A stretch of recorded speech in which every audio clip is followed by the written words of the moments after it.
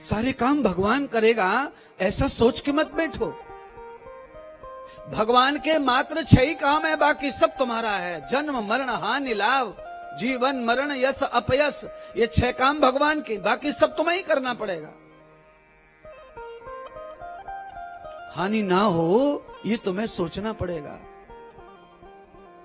तो भी हानि हो जाए तो भगवान कर रहे हैं, ये उनका काम है, ये हमारे हाथ में नहीं है।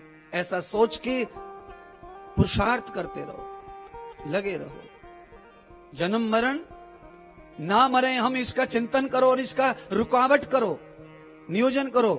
पर मौत निश्चित है, आएगी, वो भगवान के हाथ में है। आ जाए हो जाए तो भगवान के ऊपर छोड़ दो, वो उसका काम है, वो करेगा, हमारे कहने से नहीं रुकेगा। पर फिर भी हमें रोक टोक करनी है, मरने से बचना है, उसके साधन भी जुटाने हैं, उसका उपाय जुटाना है। उपाय सब झूठे हैं पर फिर भी कोशिश करनी चाहिए। भगवान कहते हैं अरे जो बुद्धि दी है वो तो करते रहो, अपनी सुरक्षा के लिए तो काम करो।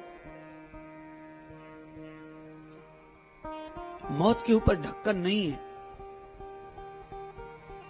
अगर मौत पे ढक्कन होता तो कोई रोड पे न मरता, कोई आग में न मरता, कोई पानी में न मरता। अच्छा बोलो, 6 फुट का लड़का मर जाए पानी में डूब के, और एक छोटी सी मछली डूब के मर रही है पानी में, एक कछुआ डूबता नहीं है, एक मेढक डूबता नहीं है। क्या मेढक से भी गया गुजरा है इंसान? क्या मेढक से भी गया गुजरा है इंसान? क्या कछुआ से भी गया गुजरा है? क्या मछलियों से भी गया गुजरा है इंसान? पर अलग अलग सृष्टि भगवान ने बनाई है। कछुआ, मेढक, मछली, ये पानी के जीव हैं। इनको पानी में मृत्यु है, मरण है, पर ये डूब के नहीं मरेंगे। मरण इनको पानी में ही आएगा, क्योंकि जन्म पानी में हुआ है। केवल और केवल इंसान ऐसा है जिसका मरण 5 प्रकार से हो सकता है, बाकी सब जीवों का नहीं है ऐसा। इंसान का मरण अग्नि से हो सकता है, पानी से हो सकता है, मिट्टी से हो सकता है, हवा से हो सकता है, खाली स्थान आकाश बिजली पड़ने से हो सकता है। ये मनुष्य के मरने के कारण बता रहा हूं। क्यों? केवल और केवल मनुष्य ही नैमित्तिक जीवन लेके आता है, कर्म जीवन लेके आता है, भोग जीवन लेके आता है।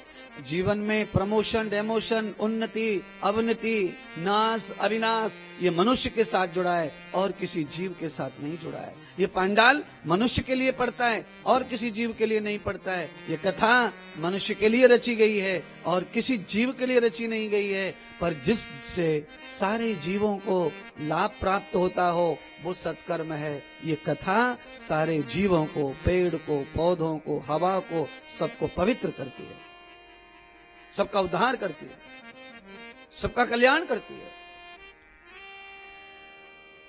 इससे हवा पवित्र हो जाती है, जीवन पवित्र हो जाता है, धरती पवित्र हो जाती है, पेड़ पौधे सारे पवित्र हो जाते हैं। महाराज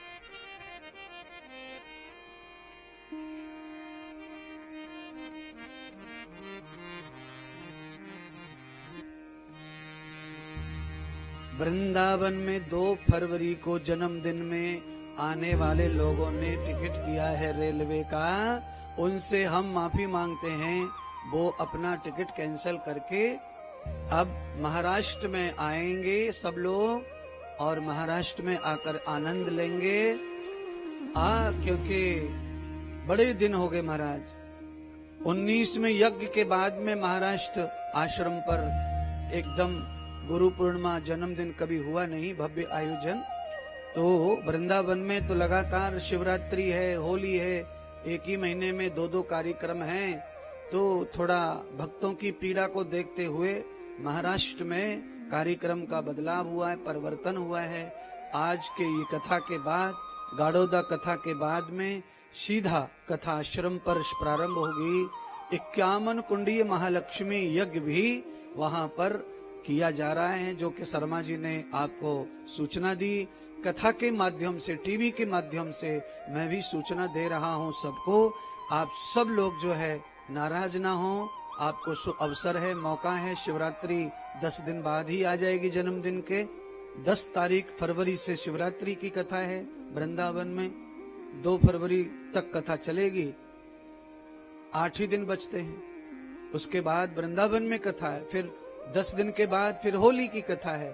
तो आपको वृंदावन में अनेक उत्सव प्राप्त होते हैं, पर हमारे लाखों भक्त महाराष्ट्र में रहते हैं, उनकी पीड़ा को भी तो सही देखा जाए, उनका भी तो सुना जाए।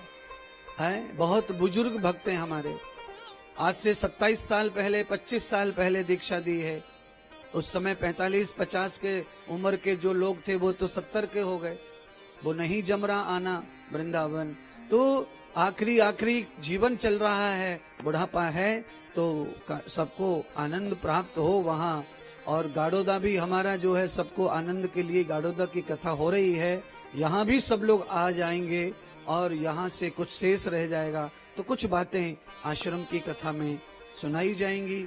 और जन्मदिन का तो बहाना है, उत्सव महाराष्ट्र में मनाना है, बस जन्मदिन एक निमित्त है। सभी लोगों को कहा जा रहा है कि आप उस महायज्ञ में जरूर भाग लें, और छोटी छोटी रकम से यजमान बनने का अवसर रखा है, जिससे से ज्यादा लोग हवन में बैठ सकें, यज्ञ कर सकें। क्योंकि यज्ञ पहले हुआ था, तो इस बार भी यज्ञ हो, बड़ी जोर से धूमधाम से वो यज्ञ चलता रहे। हालांकि ये सामान्य यज्ञ कहलाएगा, पर यज्ञ का फल तो सामान्य नहीं होता, ये सत्कर्म है। संपूर्ण जीवों को यज्ञ से प्राण मिलता है, इसलिए वो भागवत कर्म यज्ञ कर्म कहलाता है, तो वो भी सत्कर्म है। उसमें भी हम सब लोग यज्ञ में भाग लेंगे, बैठेंगे और उत्सव को सफल करेंगे। मेरे जन्मदिन को मनाने का तात्पर्य होता है कि धरती पर आए हैं, जन्म मिला है, लाखों लोगों का उद्धार हुआ है जीवन से, तो क्यों ना फिर हम धन्यवाद करें परमात्मा का, यश गाएं परमात्मा का, कि जन्म लेने के बाद कोई अच्छा कर्म करने का अवसर प्रभु ने अपने को दिया है। आपको भी ये सिखाया जा रहा है। जन्मदिन का खुशी इस बात की है कि जन्मदिन मनाने की खुशी इस बात की है क्योंकि कुछ अच्छा कर पा रहे हैं, समाज को, राष्ट्र को कुछ दे पा रहे हैं, तो जन्मदिन मनाओ। खा रहे, पी रहे, सो रहे, जग रहे, बस अपने के लिए जी रहे, मर रहे, तो क्या का जन्मदिन मनाना? मनाओ मत मनाओ, बराबर है।